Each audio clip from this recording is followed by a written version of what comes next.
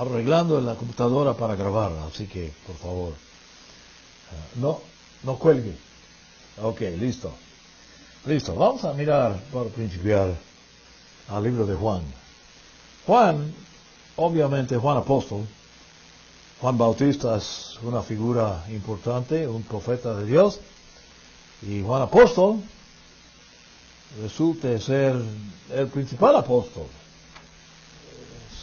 Muchos dicen que Pedro fue el principal apóstol. Bueno, sí, pero el mayor, pero el menor, Juan, sobrevivió a todos, vivió hasta aproximadamente el año 100 y de esta era, ¿cómo se llama?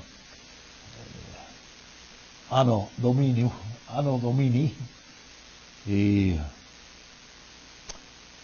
le cayó sobre Juan responsabilidades mucho mayor de lo que llevaron los demás apóstoles. Por supuesto, ser martirizado no es pequeña obra que llevaron a cabo los demás apóstoles. Pero Juan sí llevó gran cosa, y completó el canon de las escrituras que tenemos. Canon siendo la acumulación de libros que compone lo que solemos llamar la Biblia. La Biblia no contiene todo lo que fue escrito, tampoco contiene todos los evangelios, tampoco tiene todos los profetas, pero lo que incorporaron es lo que fue, ¿cómo se diría?, inspirado a canonizar, para el fin de preservar estas palabras. Todo lo que Dios ha hablado y enseñado y compartido con seres humanos no está en la Biblia. Yo creo que la mayoría de lo que Dios ha revelado no está en la Biblia. Porque Dios reveló verbalmente por medio de sus profetas, por medio de los apóstoles. Y también Juan mismo reveló mucho. Les he compartido, tal vez, a cierto grado por lo menos, algo sobre los padres antenicenes, en particular Juan Policarpo, que fue el discípulo directo debajo de Juan, apóstol. A propósito, me es necesario, nunca he hallado una traducción al español, el reporte de su muerte, que escribió la congregación de Esmirna en aquel entonces. Fueron testigos del evento de que el gobierno quemó vivo a Juan Policarpo. Pero escribieron un reporte, y preservado es, y traducido por lo menos al inglés.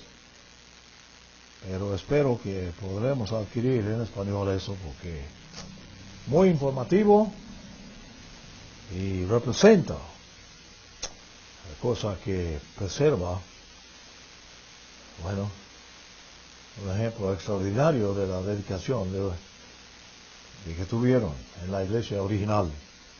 En capítulo, creo que 5, ¿qué dije? Juan 5, Juan 6, Juan 6. Sí, Juan 6, verso 35. Jesús hablando, famoso capítulo, siempre nos referimos a Juan 6 cuando celebramos la Pascua. Aunque Jesús habló estas palabras antes de la Pascua, y estaba hablando realmente en público.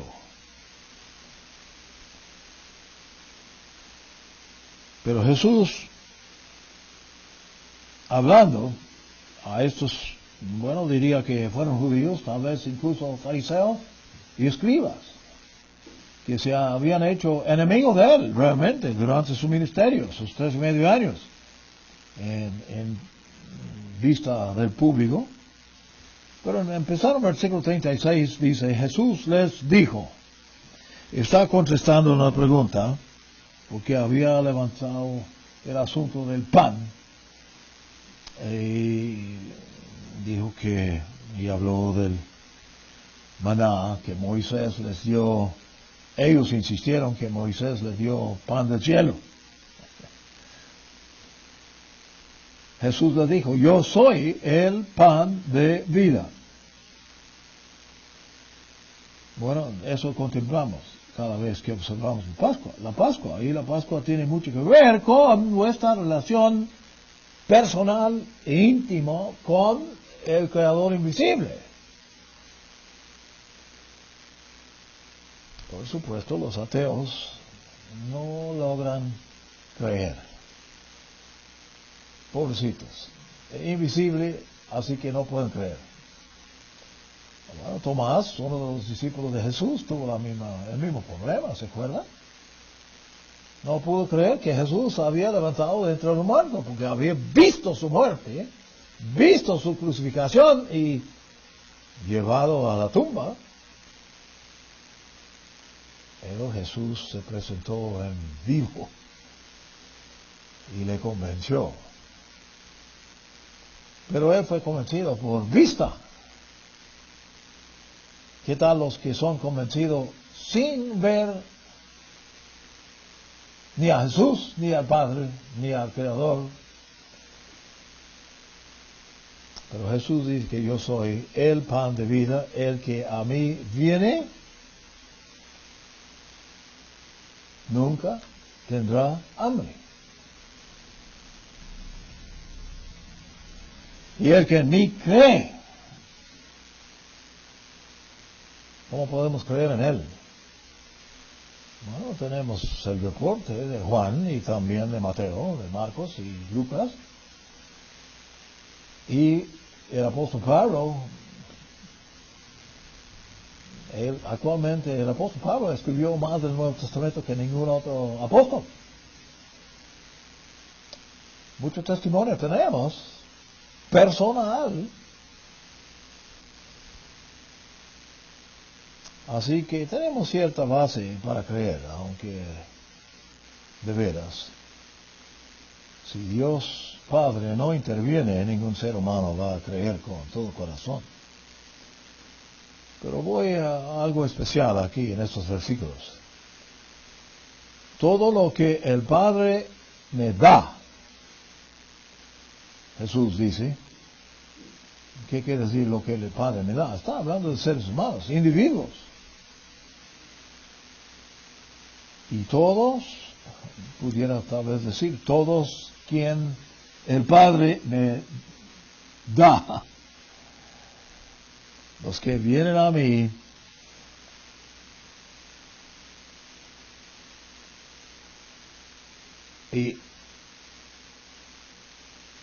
y al que me viene, jamás lo echaré fuera. Bueno, yo siempre leo eso en el servicio de Pascua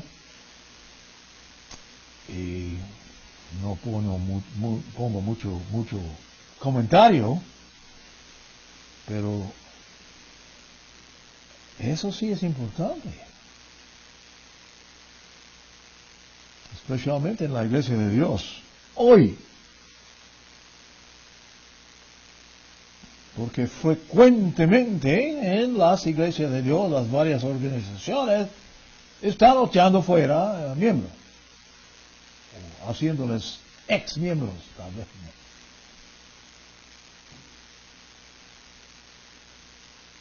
Pero los que vienen a Jesús, quienes el Padre le da, Él nunca echa fuera. Jamás lo echaré fuera. Palabra de Jesús. ¿Podemos creerlo? Muy importante, ¿eh? Si Dios no es fiel, no hay nada fiel en el universo.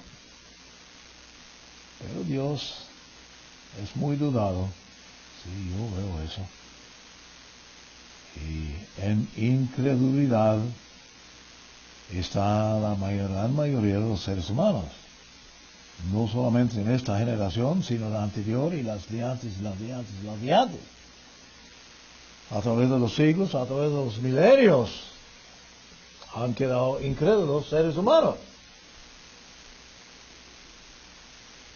¿Cómo es que Dios tiene un propósito en eso? ¿Podemos captar eso? ¿Es lógico? Sabemos que hay una batalla entre Satanás y el Creador, ¿no? Puede que no. Puede que no captan eso. Aunque mucho de lo que dijo Jesús indica que sí hay un enemigo. Enemigo de Dios y de nosotros, que nos consideramos llamados por Dios. Y es el Padre que llama, siempre repito eso, vale la pena porque muchos piensan que Jesús voluntariamente tiene que ver con el llamamiento de seres humanos. No. Él tiene juicio, tiene autoridad de levantar de la muerte. Eso repite varias veces en este mismo capítulo de Juan 6, pero no, la voluntad de llamar es reservado al Padre.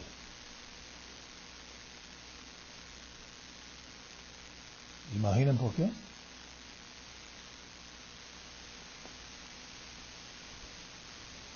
Porque Dios es familia. Y solo el Padre engendra familia.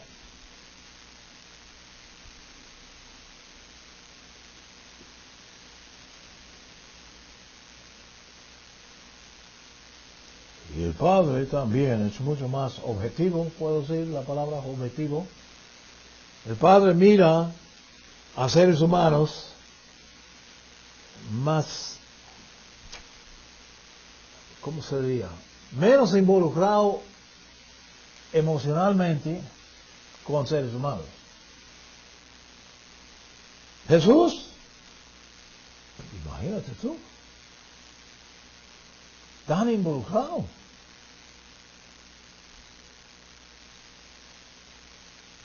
Muy involucrado. Fue hecho ser humano. Sufrió lo mismo que sufren seres humanos. Experimentó las pasiones que tienen seres humanos. Endureció sufrimiento. Por eso fue perfeccionado, según el libro de Hebreos, escrito por el apóstol Pablo. Yo creo que no me van a argumentar. ¿Algunos de ustedes tienen idea de otro autor que tiene el libro de Hebreos en el Nuevo Testamento?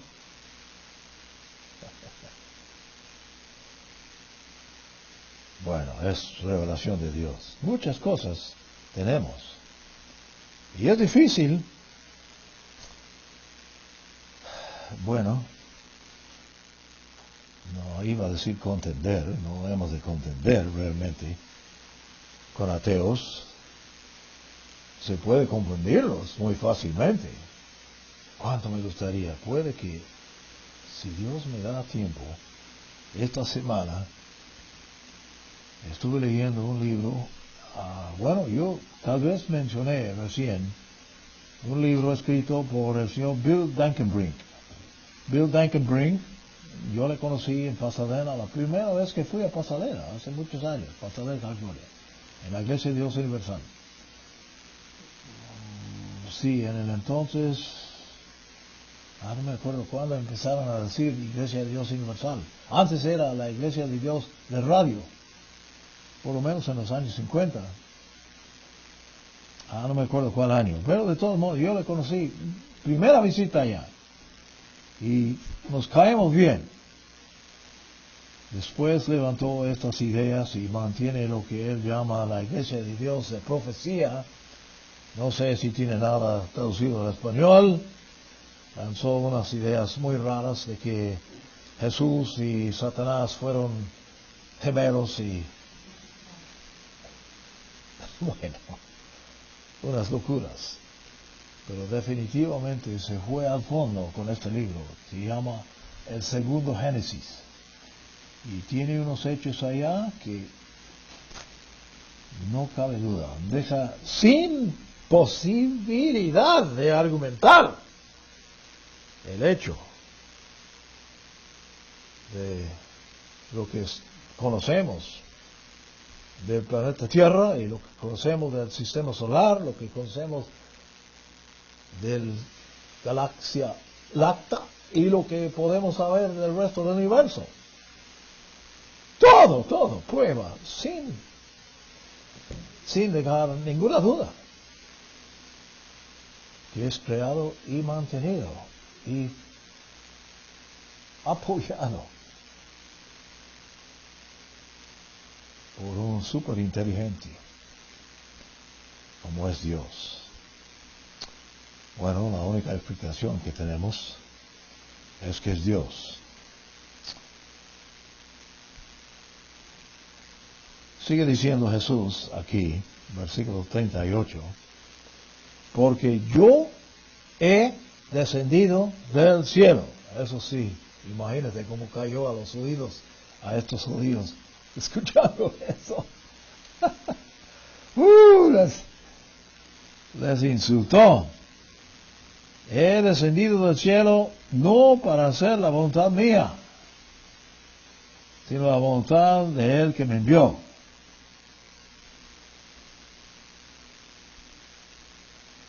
Y por supuesto todos dijeron, tú, ¿quién te crees? Eres hijo de José y María, te conocemos desde niño. ¿Quién te crees? Decir tal cosa.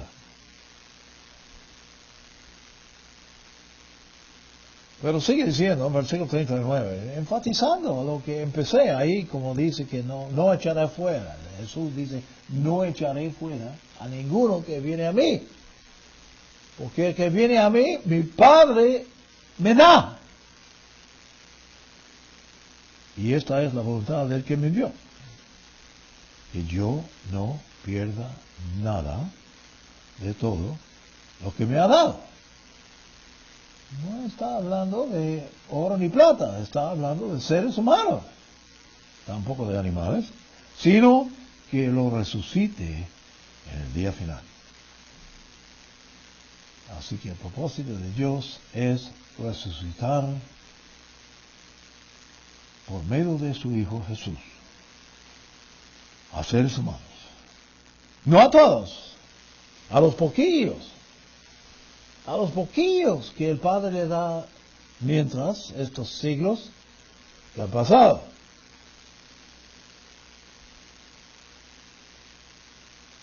Y esta es la voluntad de mi Padre, que todo aquel que mira al Hijo. ¿Cómo le vamos a mirar si es invisible?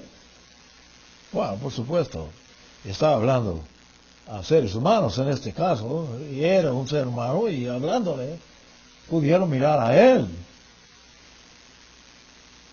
Pero más tarde, en este mismo libro de Juan, dijo, Jesús oró para los que le creen sin verle.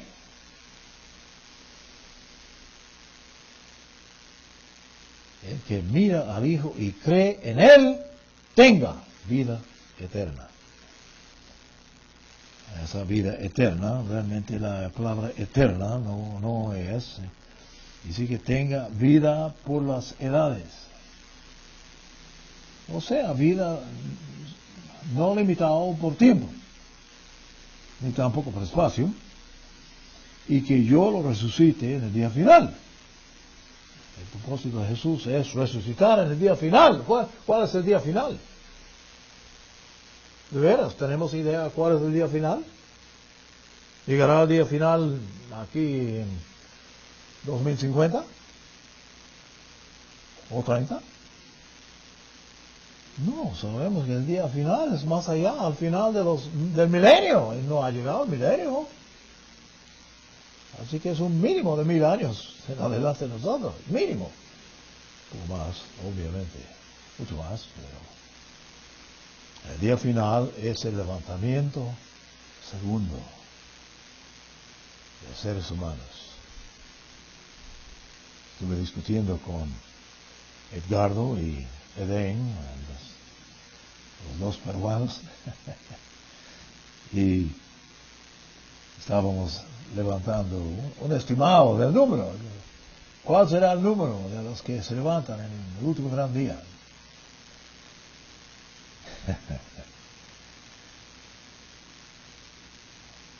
He escuchado muchas cifras a través de los siglos, pero casi todos van más allá que 40,000 millones. 40,000 millones. La población hoy del planeta es 7,000 millones, acercando a 7,000 millones. Yo me acuerdo algunos años para atrás, estuve aquí en un estudio en la mañana, yo creo que fue en la mañana, y estuve saliendo y vi un letrero ahí en la universidad que dice: alcanzó la estimada población mundial a 6,000 millones en letras. Pero son hace como 15 años eso. Pero está acercando otros 1,000 millones.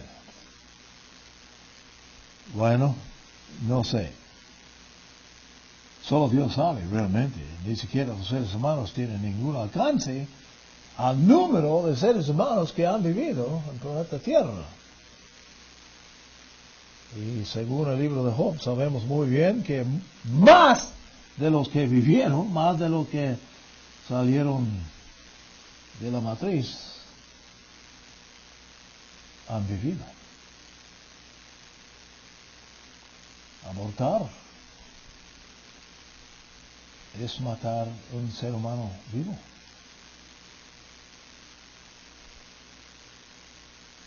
¿Dios va a preservar esos? Según Job, va a preservarlos. Interesante, ¿no? Muchas preguntas, especialmente las madres que han perdido bebé. Muy triste. Afecta. Pero me han preguntado, y con razón se piensa, si Dios resucita un pequeño nene,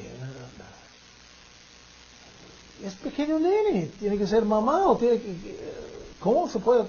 ¿Quién va a cuidarlo? ¿Cuál mamá?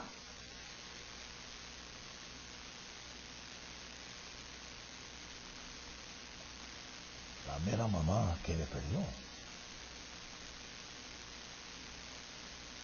Quien quiere que sea. Inclusive, si fuera la madre que perdió en la familia de Dios con un cuerpo espiritual, de todos modos, va a criar su propio niño. Según la iglesia, así he aprendido las cosas. Eso es entendido. Basado realmente en la escritura, ¿ve? Que escribió el profeta, bueno, yo digo un profeta, escribió el libro de Job. No me cabe duda, pero muchos piensan que Job mismo escribió el libro. No lo creo. No. Sí vivió Job, y vivieron los 3 amigos, pero no. Es escrito por un profeta. Un hombre inspirado por Dios, inspirado su mano al escribirlo, porque tiene preciosísimas verdades.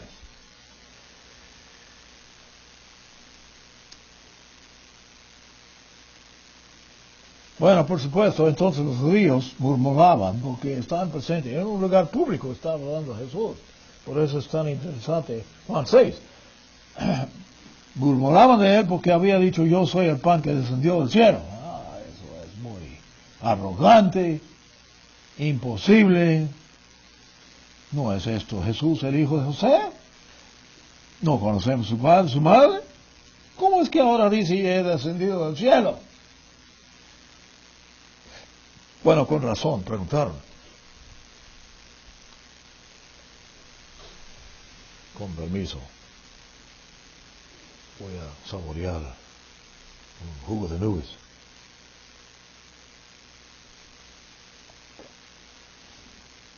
Gracias.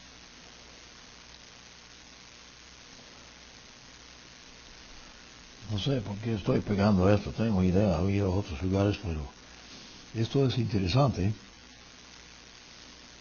Jesús respondió a esa declaración. ¿Quién te crees? No dijeron eso exactamente, pero no murmuréis más entre vosotros. Nadie puede venir a mí a menos que el Padre que me envió lo traiga. Citado quién sabe cuántas veces por el señor Armstrong. Enfatizaban la lección por correspondencia. Espero que todos han tomado. A propósito, si no han tomado, deben hacerlo. Muy informativo. Muy informativo. Diseñado específicamente para que un ser humano novicio, no nuevo, no sabe nada de la Biblia, pueda empezar con ese curso y actualmente entender lo debido.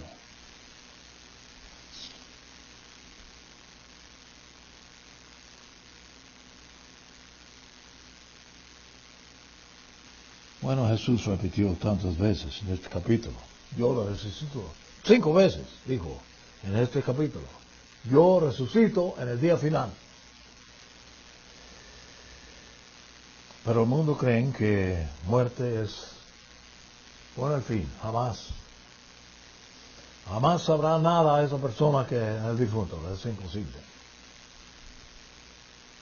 Bueno, sí, es imposible en términos humanos, pero no en términos del Creador. Porque ¿de dónde vino vida en el primer caso? ¿De dónde vino Adán? Fue formado de pura arcilla, suelo, tierra. Y tierra somos. Más agua que tierra tenemos en el cuerpo.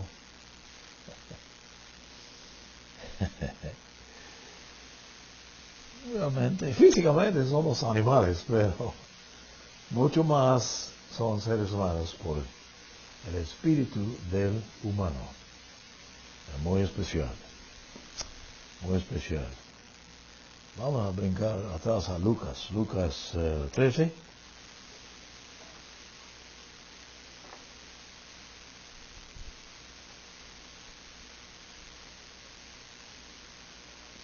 Yo creo que esto repite, pero quise leer lo que dice Lucas 13:14, creo que es.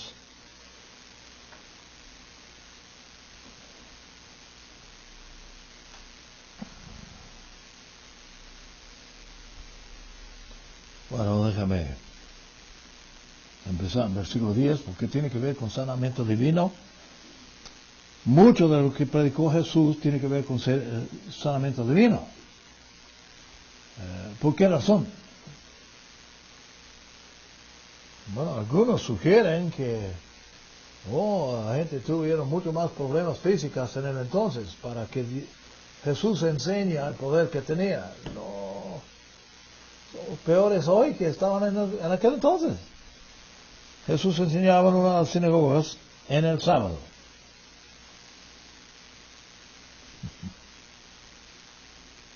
Muchos de los carismáticas iglesias dicen, incluso mi misma cuñada me preguntó, ¿cuál día observas? El mismo día que observó Jesús. El séptimo día. No, ella aceptó cuando expliqué que es el séptimo día, iglesia de Dios, ella entendió muy bien. Y he aquí una mujer que tenía espíritu de enfermedad. ¿Cómo que espíritu de enfermedad? Enfermedad, entiendo. ¿Qué es un espíritu de enfermedad? Desde hacia 18 años. Bueno, de veras, después de 18 años, sufriendo el mismo padecimiento, eso sí, tal vez se puede decir que es un espíritu de enfermedad.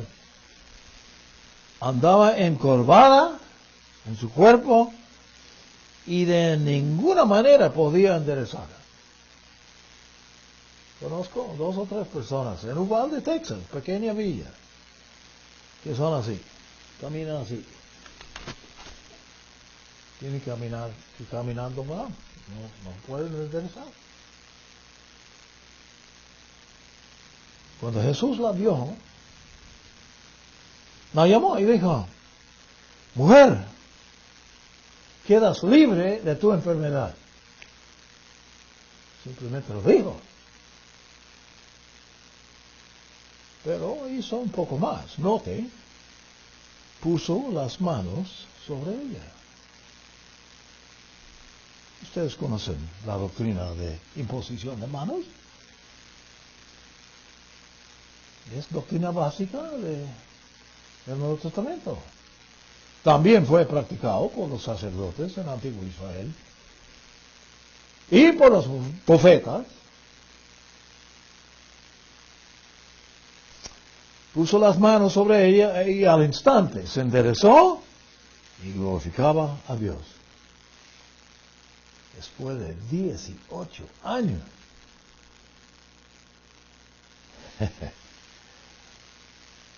Y respondiendo al principal de la sinagoga, enojado de que Jesús había sanado en sábado, en la presencia de toda la congregación, decía a la gente, amonestando a la gente, 6 días hay en la semana en las cuales debe trabajar. Pues sí.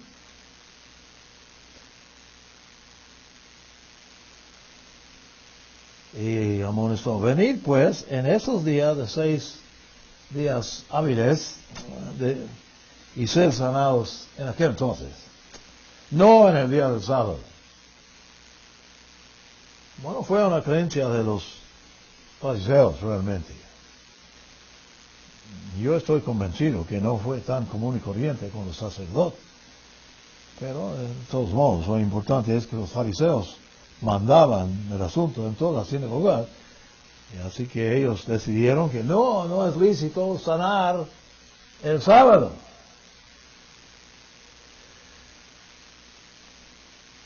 Así que Jesús, el Señor, respondió al mismo principal de la sinagoga, hipócrita tú. No dijo solamente, dice hipócrita.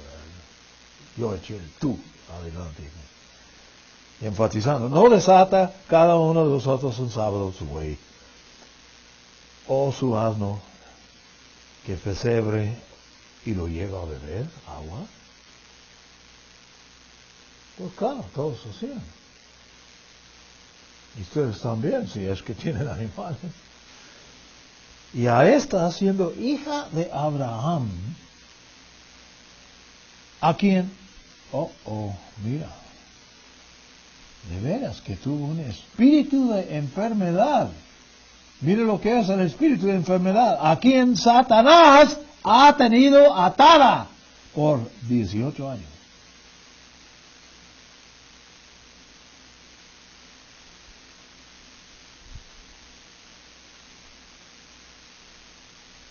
No debía ser librada de esta atadura en el día del sábado.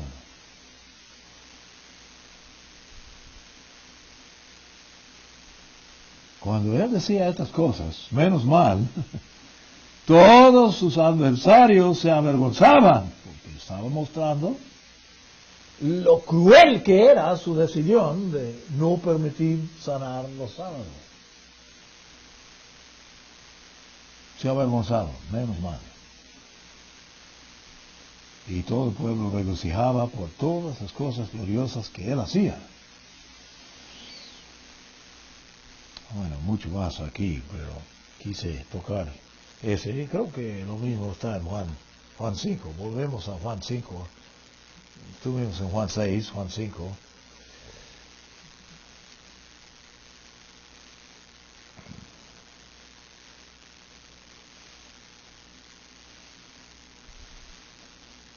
Es otro caso muy parecido, muy conocido, pero estoy enfatizando esto por una razón. Vamos a ver. Empezando una fiesta de los judíos, Jesús subió a Jerusalén, versículo 1. En Jerusalén, junto a la puerta de las ovejas, hay un estanque con 5 pórticos que en hebreo se llama Betesda. Betesda. En ellos yacta una multitud de enfermos, ciegos, cojos y paralíticos. Ahí se reunieron y se encontraba allí cierto hombre que había estado enfermo durante 38 años. Oh, más de mitad de una vida, prácticamente una vida, tal vez, 38 años. Cuando Jesús lo vio tendido,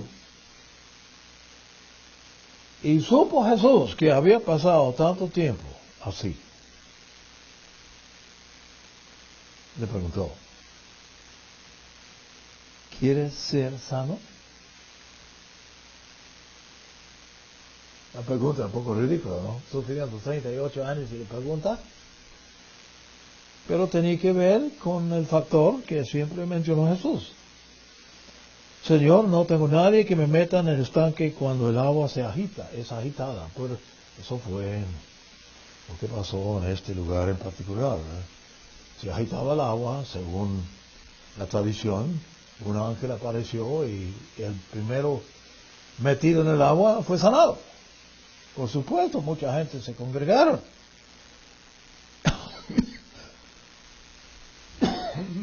Perdón. Y mientras me muevo yo, otro desciende antes que yo.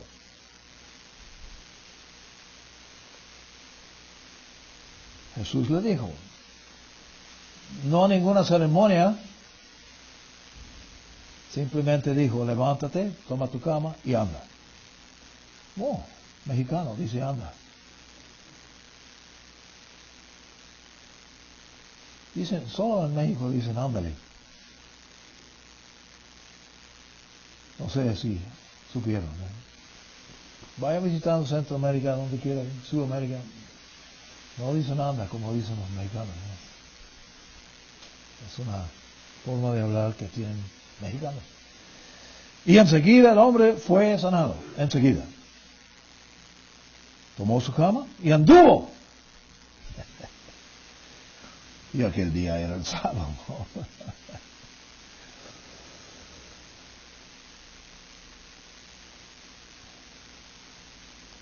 Así que fue criticado nuevamente por haber sanado en sábado. Y mire lo que dice, bueno, los judíos en general parece que le decían, es sábado y no te es lícito llevar tu cama.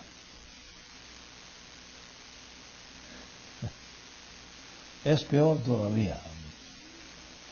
Hoy en Nueva York, por ejemplo, si tú eres un judío, no te es lícito llevar tu nuevo bebé niño, acarrearlo el sábado fuera de tu casa.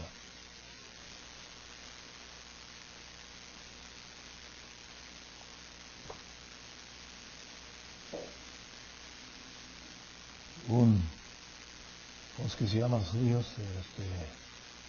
Los líderes, no es sacerdote, no es cura, es, ¿cómo lo dice? No me acuerdo. Pero el líder, muy industrioso, tuvo una idea. Preparó una pequeña villa donde se reunieron, así que hizo una pequeña cerca, un solo alambre, a través de toda la pequeña ciudad, y que pueden acarrear a sus niños dentro de, porque es dentro de tu casa. Idiotas, ¿no? Pues, la verdad, sí, y Jesús con razón les criticó. Bueno, es el ejemplo más sobresaliente, porque el hombre había sufrido tantos años, y está caminando, acarreando su cama, y criticado. Y el hombre. Pero lo que dice Jesús aquí, al final, es lo que quería. Vea, Versículo 14. Después Jesús le halló al tipo, el Señor, el hombre que había sufrido 38 años, y fue sanado, y le halló en el templo y le dijo, he aquí, has sido sanado. No peques más, para que no te ocurra algo peor. Bueno, no puede haber nada peor que 38 años enfermo, pero el hombre se fue y declaró a los judíos que Jesús era el que le había sanado. Reportó a las autoridades religiosas. Por esta causa los judíos perseguían a Jesús, porque hacía estas cosas en sábado. Prohibido. ¿Prohibido desde cuándo? ¿Cuándo empezaron a prohibir así los judíos? Antes de que cayó Jerusalén.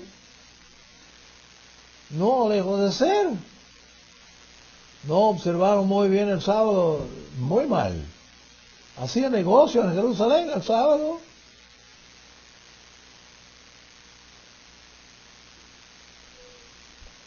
Pero durante la cautividad de 70 años, parece que los fariseos, o quienes resultaron ser fariseos, decidieron que la razón de que habían sufrido el cautiverio e invasión, destrucción del templo de Salomón y toda la ciudad de Jerusalén, era por causa de violar el sábado.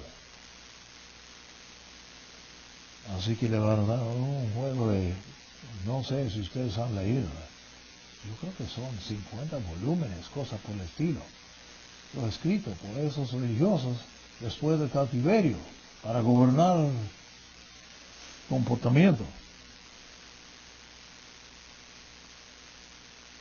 Bueno, es versículo 17. Palabras de Jesús otra vez.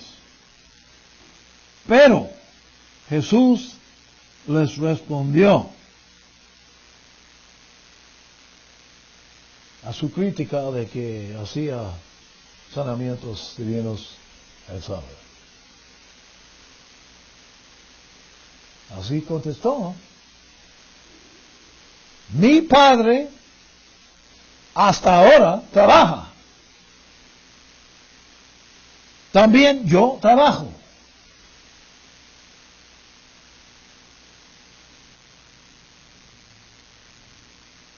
¿Están trabajando hoy?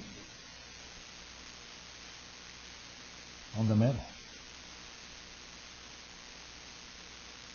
¿Ustedes notan que están trabajando? ¿En qué trabajan? Los líderes de las iglesias de Dios del séptimo día, sabatarianos, varias organizaciones creadas por los exministros de la Iglesia de Dios de Filadelfia, más bien de Universal, perdón,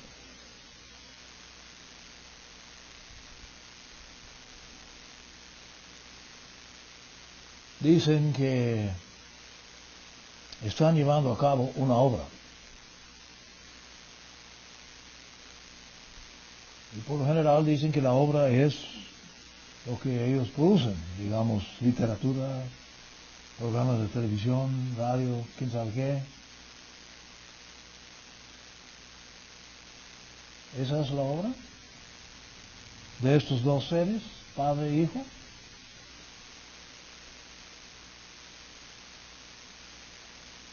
Está relacionado su obra con sanar. Dice, mi Padre trabaja hasta ahora y yo trabajo.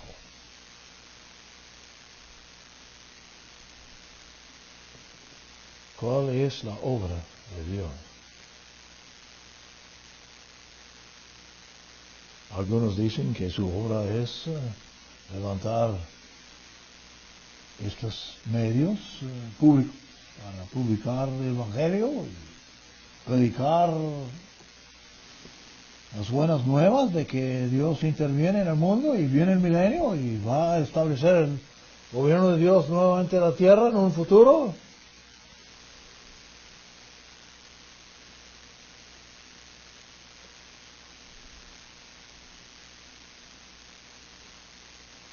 Estoy discutiendo a largo plazo porque tiene tanto que ver con nuestros conceptos. Dice, mi padre hasta ahora trabaja. Yo trabajo. ¿En qué?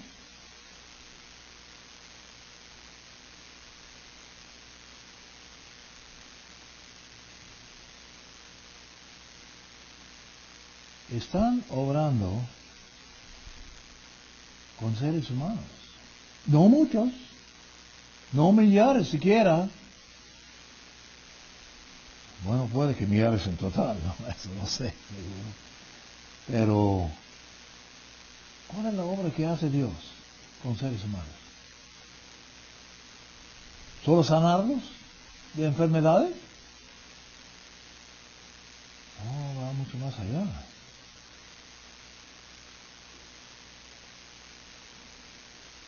Somos hechura de sus manos. Vamos a Isaías 64. Okay. Más y más distinguimos menos la diferencia entre profetas y apóstoles.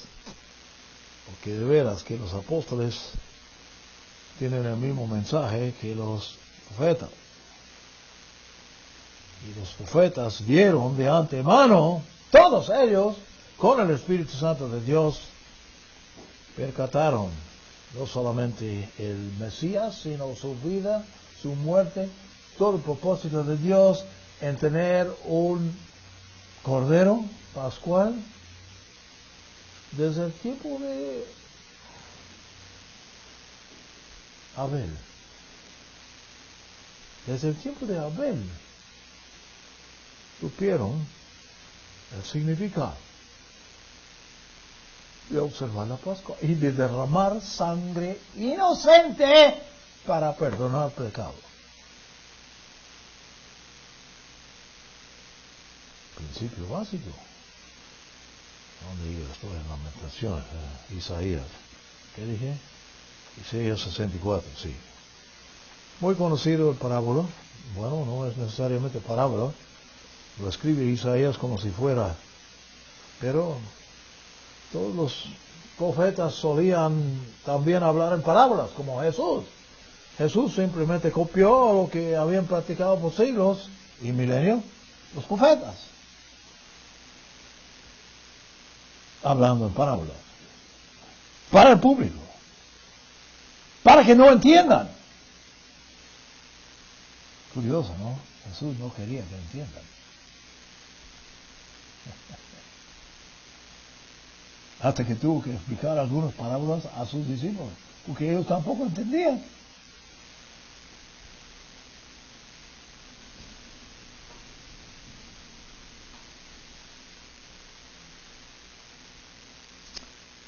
Oh, si desgarraras los cielos y descendieras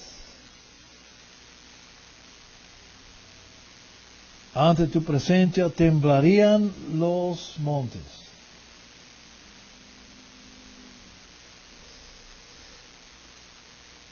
Como cuando el matorral es abrazado por el fuego. Wow.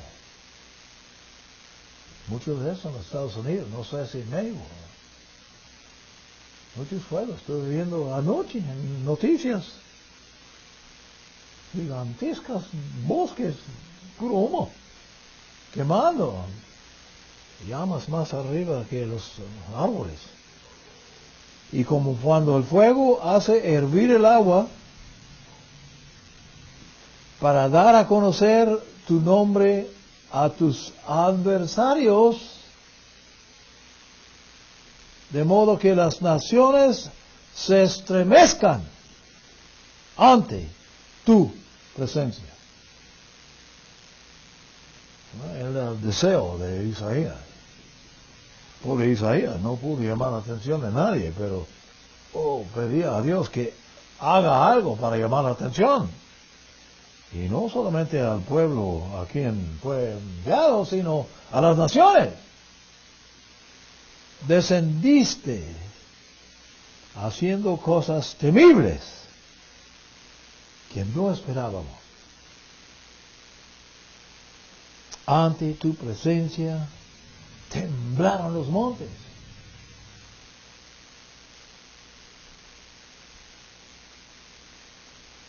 Desde la antigüedad no se ha escuchado, ciertamente, ni el oído ha percibido, ni el ojo ha visto a ningún Dios fuera de ti, aunque muchos han dicho que sí.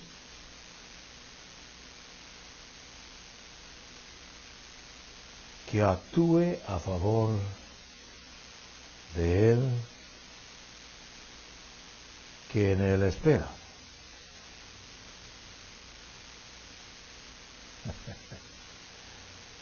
¿Hemos de esperar? Isaías tuvo que esperar.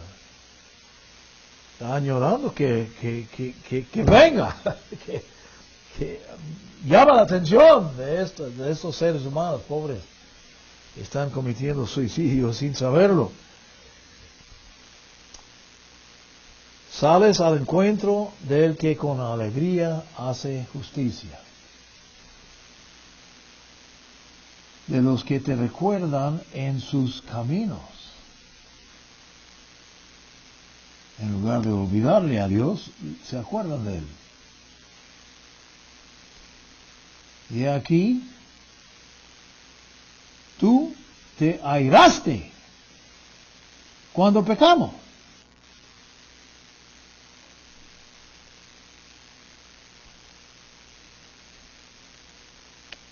¿Realmente? ¿Dios es airado cuando pecamos? ¿Se aira Dios? ¿Es capaz de enojarse?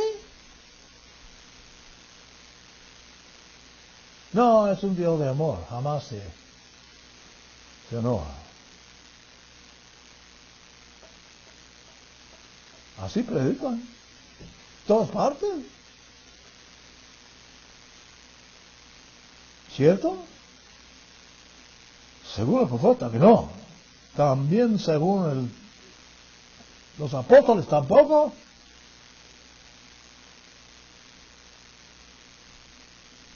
En esa situación hemos permanecido desde hace mucho tiempo. ¿Y seremos salvos? Todos nosotros somos como una cosa impura. Cierto. Y todas nuestras obras justas son como trapo de inmundicia. Todos nosotros nos hemos marchitado como hojas. Y nuestras iniquidades nos han llevado como el viento. Bueno, así es. Eso sí podemos confirmar que Isaías tiene toda razón. En aquel entonces tuvo razón y sigue teniendo. No hay quien invoque tu nombre ni se despierte para asirse de ti. Ciertamente escondiste tu rostro de nosotros.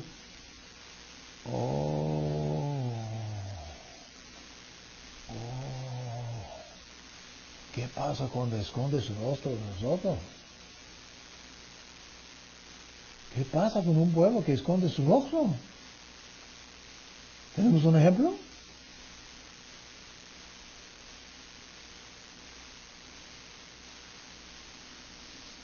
Varios ejemplos, pero el principal es la nación de Judá, los judíos,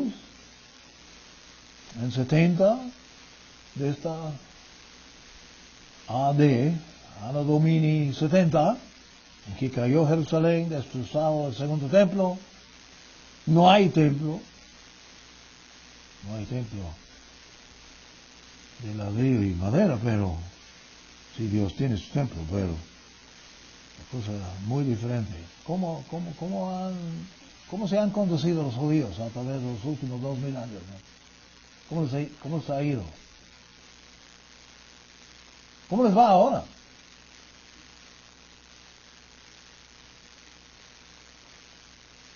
perseguidos en todas partes. No talmente. Son establecidos en varios países donde quiera que han ido, pero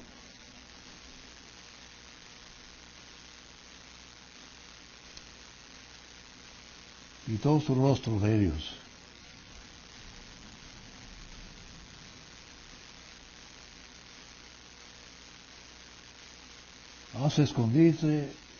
Tú escondiste tu rostro de nosotros y nos has entregado al poder de nuestras iniquidades. Y son poderosos. ¿Quién escapa sin la ayuda de Dios? Pero ahora, oh Jehová, oh Eje, oh Dios de Moisés, tú eres nuestro Padre. Y el concepto que tenía Isaías, reconoció que el Eterno era como un padre de ellos. ¿A un padre se aira de vez en cuando con sus niños? ¿Por qué? Por mal comportado. Están haciendo cosas malas, están dañando no solamente su propia vida, sino la vida de otros.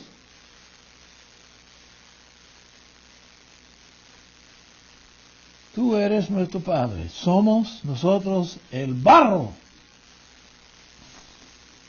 y tú eres nuestro alfarero. Esa es la obra de Dios. Es alfarero obrando el barro. Lo que les he contado varias veces, porque me impresionó tanto esa visita que tuve a Jerusalén años atrás, cuando fui a la fiesta en Jerusalén. Visitamos al sur, ahí donde están enterrados los patriarcas. El terreno que compró Abraham para Sara cuando murió ella. Ahí están enterrados todos los patriarcas. Isaac, Jacob,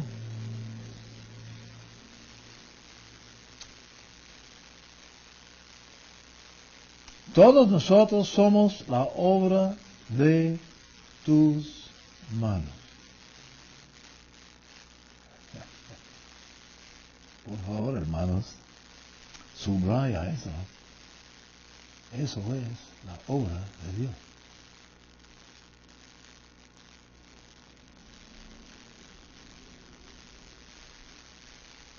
Todos nosotros somos la obra de tus manos. No te enojes sobremanera, oh Jehová, ni guardes para siempre memoria de la iniquidad.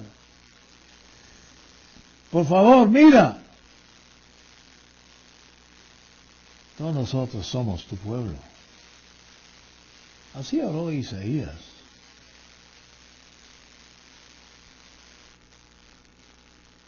Tremenda cosa. Nosotros somos la obra de tus manos.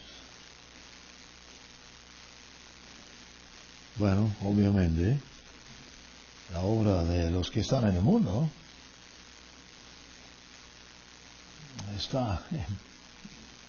queda por principiar. Pero para nosotros que estamos enterándonos algunos secretos, algunas verdades sobre Dios, está obrándonos. A veces duele cuando Él modifica nosotros, pero somos obras de sus manos. Todas nuestras cosas, déjame ver, no estoy. Habla de las ciudades, pero vale la pena leer el resto del capítulo, es corta. Tus santas ciudades se han vuelto un desierto. ¿Por qué? Porque estaba obrando con ese pueblo. Y volvió su rostro de ellos. Si Dios quita su rostro, se acabuche, la cosa va muy mal. Porque Satanás entonces es autorizado a a afligir como quiere. Sión ha llegado a ser un desierto. Jerusalén, una desolación. La casa de nuestro santuario y de nuestra gloria, en la cual te alabaron nuestros padres, han sido consumidos por el fuego. Todas nuestras cosas más estimadas han sido destruidas.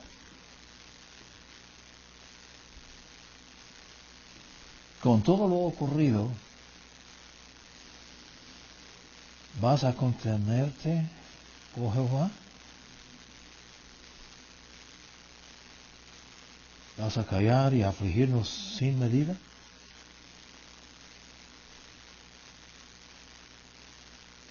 Interesante capítulo, ¿no? Interesante expresión de Isaías.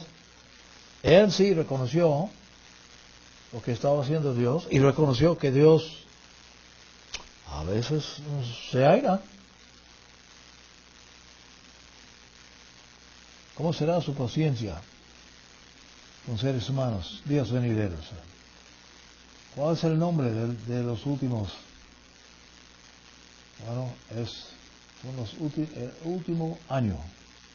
Un solo año es precisamente mencionado 2 veces en el libro de Isaías. Menciona que el día del Eterno, de la ira del Eterno, dura 1 año. 1 año. Es el último año de esa edad. Primero año y medio, los primeros 2 y medio años, es la gran tribulación. Ira de Satanás. Pero después viene el último año de 3 y medio años, de la ira de Dios, de ira del Eterno. Horrible es caer en esa destrucción que vendría. Es enorme. ¿Tiene poder? Puede que afectará a mucha gente. Yo creo que toda la gente del planeta Tierra van a sufrir. Descripción de varios detalles en el libro de Apocalipsis. Afligir y plagar planeta Tierra cuantas veces quieren los 2 testigos.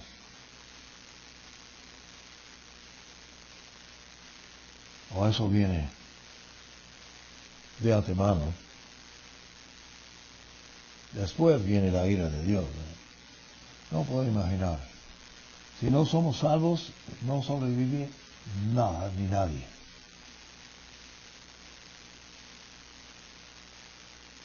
Ok, bueno, yo creo que con eso vamos a volver a algo más positivo, un himno. Pero, Dios quiera, me gustaría compartir con ustedes esas cosas, nombre de ciertas cosas con que confundes cualquier científico, hasta los más cumplidos.